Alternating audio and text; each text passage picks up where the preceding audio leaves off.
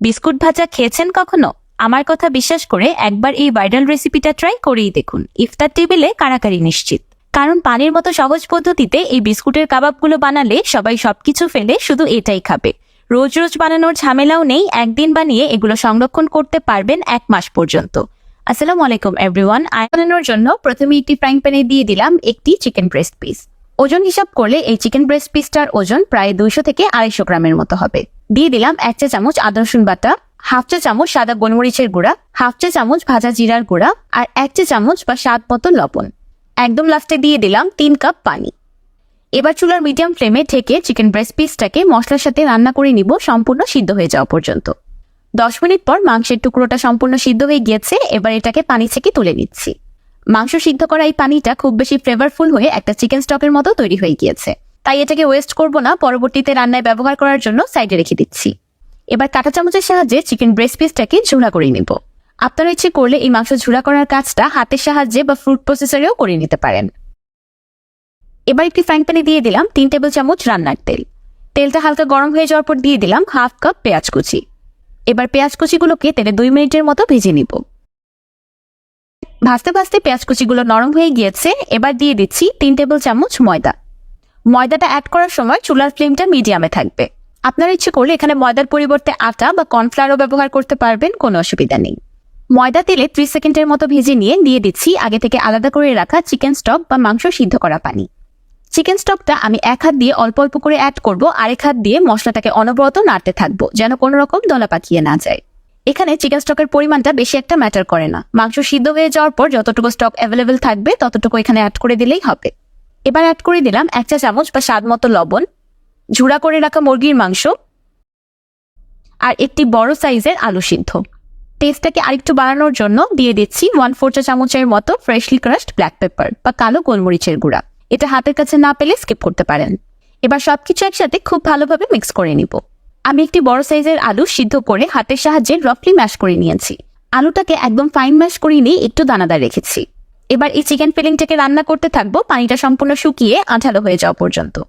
একদম লাস্টে দিয়ে দিচ্ছি কিছু কাঁচামরিচ কুচি। রান্না করতে করতে চিকেন ফিলিংটা আঠালো হয়ে গিয়েছে, দেখতেই পাচ্ছেন প্যানের গা ছেড়ে আসছে। এবার এটাকে চুলা থেকে নামিয়ে নিব।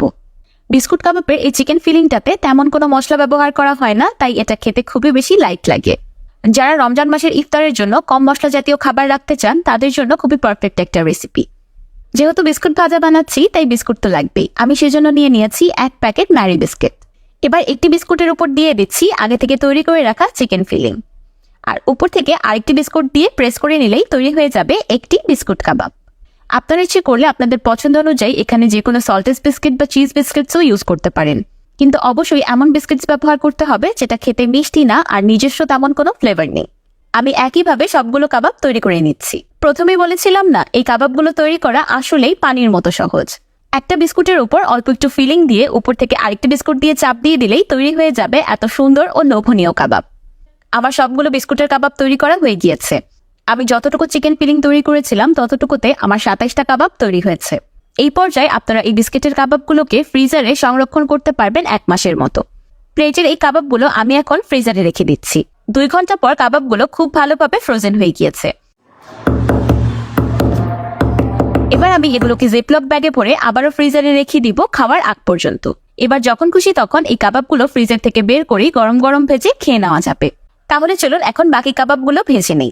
বিস্কুটের এই কাবাবগুলো ভাজার একটা ইউনিক পদ্ধতি আছে।